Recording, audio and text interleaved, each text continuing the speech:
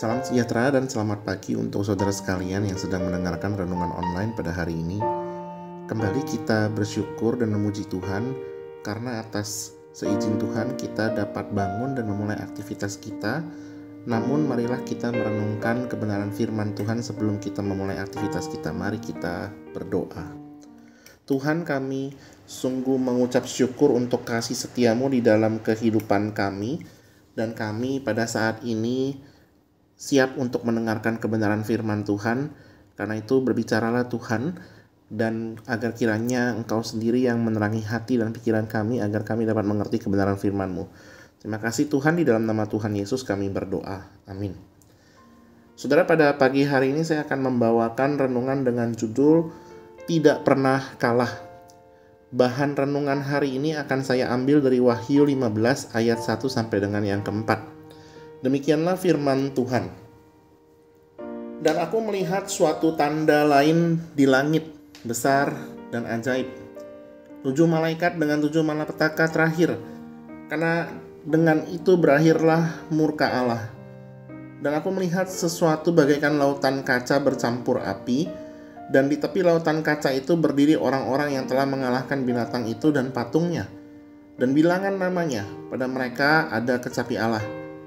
Dan mereka menyanyikan nyanyian Musa hamba Allah dan nyanyian anak domba, bunyinya, besar dan ajaib segala pekerjaanmu ya Tuhan, Allah yang maha kuasa.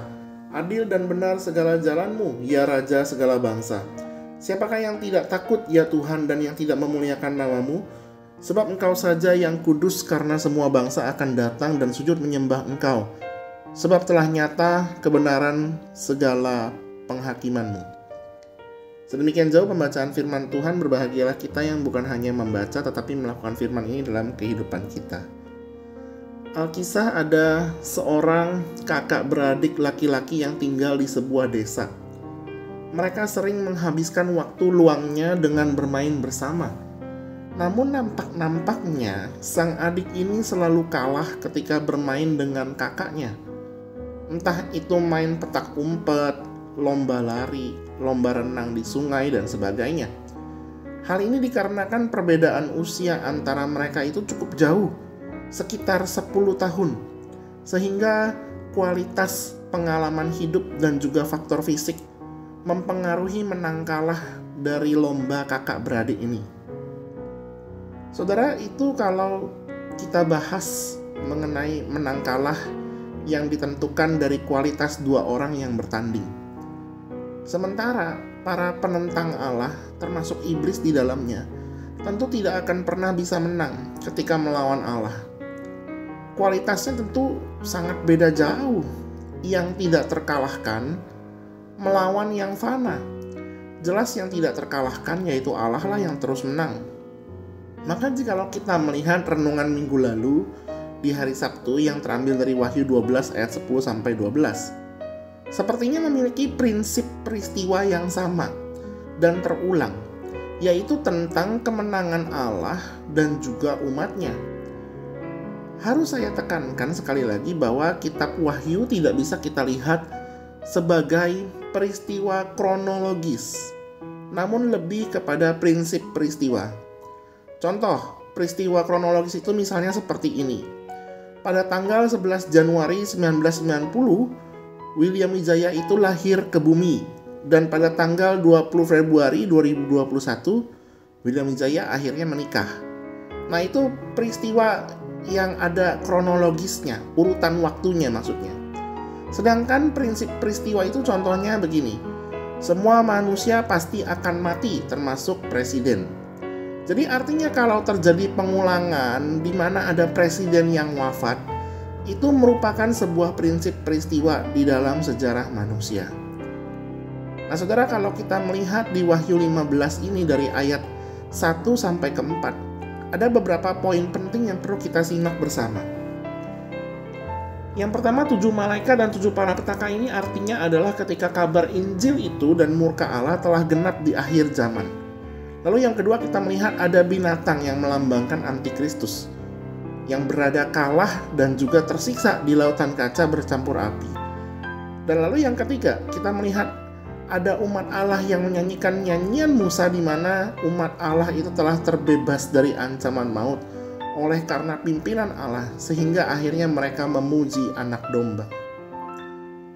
Jika kita gabungkan, artinya adalah seperti ini. Ketika semuanya itu telah genap, baik kabar Injil dan murka Allah yang ada di akhir zaman, maka para seteru Allah akan dicampakkan ke dalam api dan umat Allah akan menyanyikan nyanyian kemenangan. Serupa, namun tidak sama dengan Wahyu 12. Tetapi prinsip peristiwa yang sama itu terus terulang di dalam setiap zaman ini, bahwa ketika seseorang bersama dengan Allah, maka kehidupannya itu tidak akan pernah kalah. Izinkan saya kembali menggaungkan pesan dari minggu lalu untuk saya sampaikan kembali di hari ini. Sekalipun iblis telah kalah dan tidak dapat bangkit lagi, tetapi dia terus masih mengintai kita agar kita itu jatuh ke dalam dosa. Hendaklah kita jangan takabur bahwa kalau kita sudah percaya kepada Tuhan Yesus, maka kita pasti akan hidup kudus terus. Karena kita ini juga adalah masih manusia berdosa. Kita harus tahu akan hal ini. Kita harus mengimani, meyakini bahwa kita ini adalah manusia berdosa.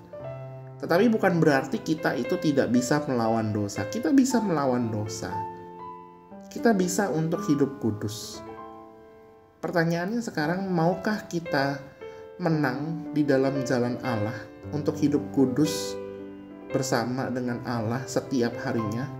Atau justru kita malah tergoda oleh iblis dan kita kalah?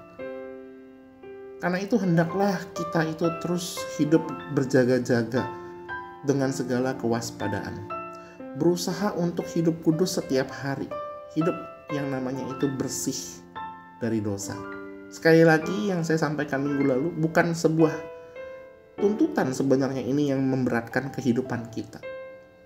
Tetapi ini adalah sebuah privilege, sebuah keuntungan bagi kita. Bahwa kita sebenarnya bisa hidup merdeka, bebas dari dosa, berkemenangan pada akhirnya. Berkemenangan bukan berarti menang dari pergumulan hidup saja, tetapi juga menang dari setiap pergumulan dosa kita. Kiranya kita boleh terus menang bersama dengan Allah setiap harinya, dengan menjaga hidup kita di dalam kekudusan. Mari kita berdoa. Tuhan Yesus, terima kasih untuk firman-Mu yang menolong kami bahwa kejahatan tidak lagi menang. Para seteru Allah itu tidak lagi menang ketika kami berjalan bersama dengan Allah. Karena kami tahu bahwa Allah yang kami sembah adalah Allah yang hidup, yang berdaulat dan maha kuasa. Kami bersyukur karena Allah telah menjamin kemenangan mutlak di dalam diri kami. Terima kasih Tuhan untuk firman-Mu ini, dan kiranya Engkau juga yang memimpin aktivitas kami sepanjang hari ini. Terima kasih Tuhan, di dalam nama Tuhan Yesus kami berdoa. Amin.